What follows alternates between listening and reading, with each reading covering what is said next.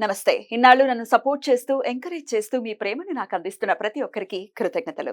అలాగే ఈ వీడియో కూడా ఖచ్చితంగా మీకు ఉపయోగపడుతుంది. లైక్, షేర్ అండ్ సబ్స్క్రైబ్ చేసి మీ సపోర్ట్‌ని నాకు అందించండి. అలాగే ఈ వీడియో పట్ల మీకున్న అభిప్రాయాన్ని కామెంట్ సెక్షన్‌లో కామెంట్ చేసి తెలియజేయండి. ఇప్పుడు వీడియోని చూద్దాం. నమస్తే.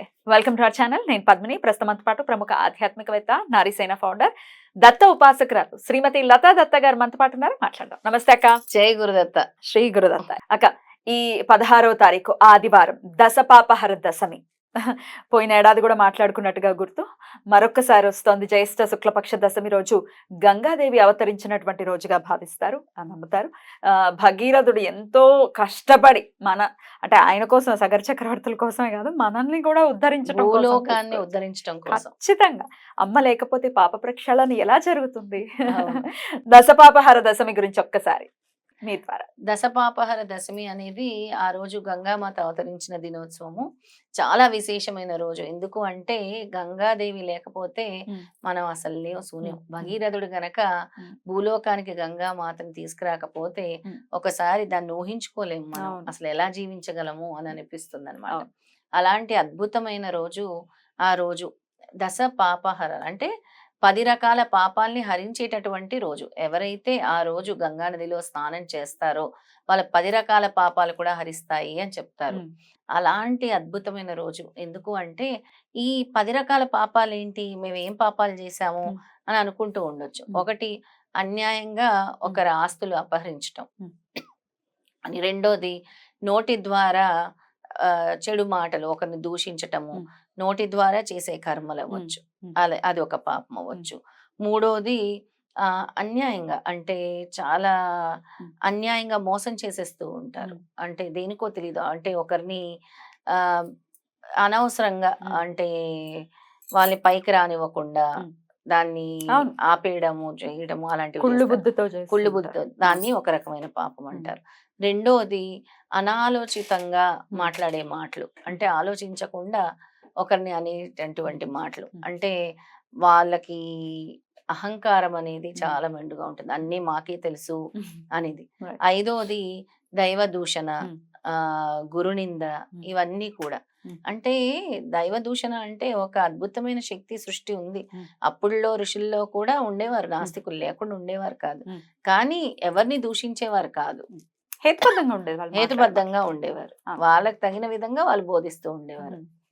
తర్వాత ఇంకా పలు రకాల పాపాలు. ఎలాగా అంటే మోసము. మనం ఒకటి మోసము, ఆస్తి అపహరించడం వేరంటే మోసం ఇంకొకటి. అన్ని విషయాల్లో మోసం చేయటం.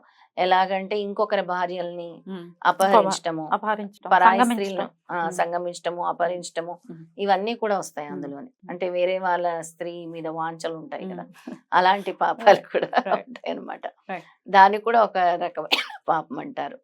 ఇలా 10 రకాల పాపాలు, అంటే రకరకాల పాపాలు. అబద్ధాలు కూడా ఉన్నట్టున్నాయి ఇందులో. ముఖ్యంగా అబద్ధాలు అనేది ప్రధానమైంది.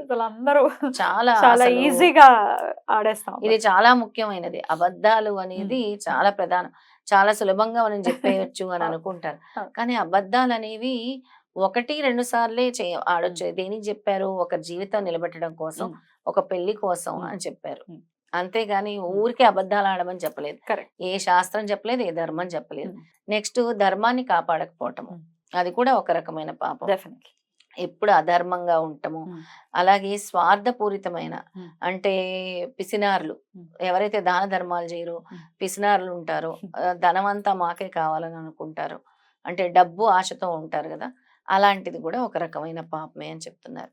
ఇవన్నీ కూడా 10 రకాల పాపాలు అన్నమాట. ఈ 10 రకాల పాపాలు కూడా మీరు జీవితంలో, అంటే తెలిసి చేసినా తెలియక చేసినా ఆ పాపాలైతే చుట్టుకుంటాయి. ఇవన్నీ కూడా మీ జీవితంలో కర్మానుసారి. ఇప్పుడు అంటారు తల్లిదండ్రులు చేసింది పిల్లలకు వస్తుందని, ఖచ్చితంగా వస్తుంది. తల్లిదండ్రులు చేసింది తీసుకోవట్లా, తాతలు చేసింది వస్తుంది, తల్లిదండ్రులు చేసింది వస్తుంది.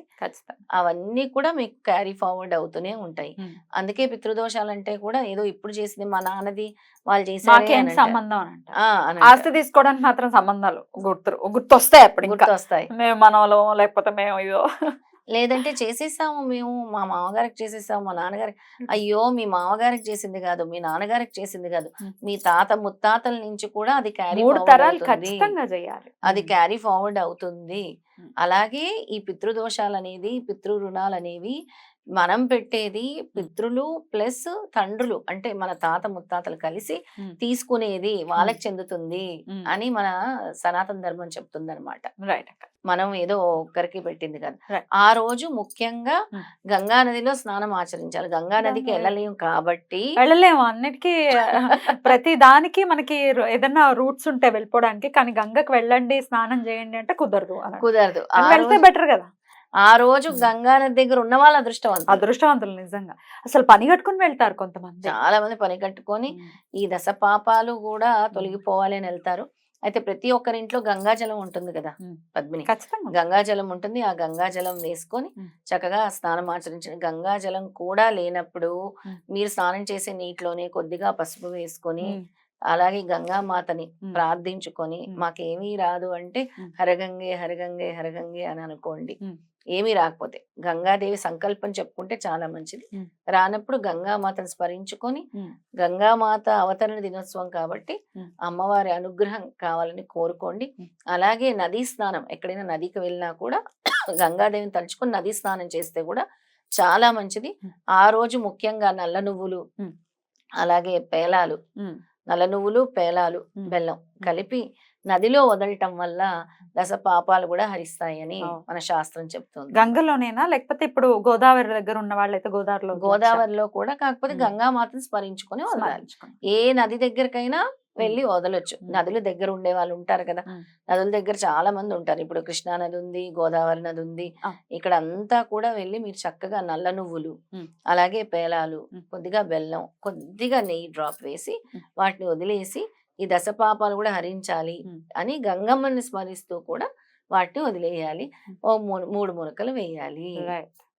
10 మునకలు వేయాలి. 10 పాపాలు కాబట్టి 10 మునకలు వేయాలి. 3 మునకలు అందరు వేస్తారు, కంపల్సరీ 10 మునకలు వేయాలి. అద్భుతం అక్క.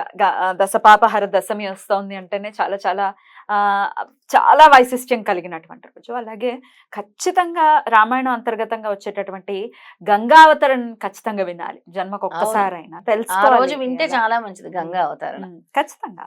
గంగా అవతరణ ఆ రోజు వింటే అమ్మవారు అవతరించిన రోజు కాబట్టి నిజంగా మీ పాపాలు అనేవి తొలుగుతాయి. మీకు కూడా గంగాదేవి అవతరణ గురించి కూడా తెలుస్తుంది. తప్పకుండా తప్పకుండా. అయితే చాగంటి కోటేశ్వరరావు గారు సంపూర్ణ రామాయణం ప్రవచనాల్లో ఉంటుంది, బాలకాండలోనే ఉంటుంది కాబట్టి చక్కగా వినొచ్చు. షణ్ముఖోత్పత్తి అయిపోయిన తర్వాత గంగావతరణ. సో చక్కగా వినండి ఒక్కసారి.